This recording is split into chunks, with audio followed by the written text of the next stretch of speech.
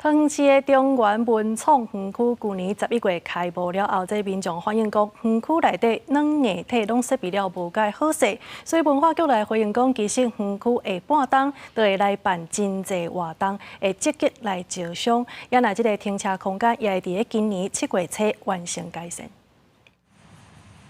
园区内底是空空无啥人，人讲是桃园版华山的中原文创园区，真正是中原营区，开幕超过半年。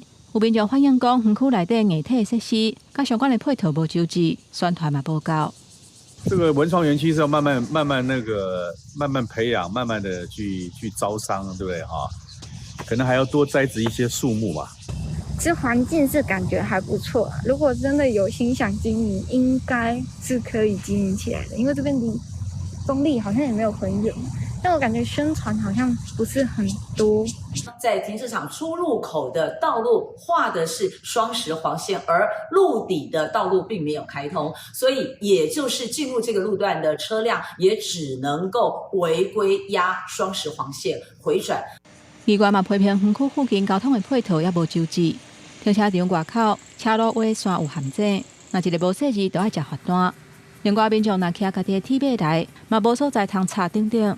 批评市府赶要开幕，相关的配套是做甲真落错。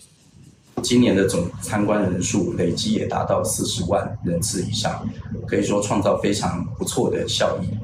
那下半年度预计也还会有119场以上的展览、表演、市集。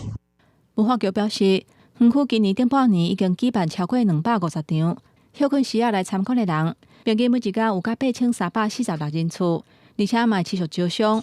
引进特色的产业甲文创业者，持续提升园区使用的效益。停车场出入的管理系统、停车指引的标示动线，会伫7月初10之前改善完成。记者综合报道。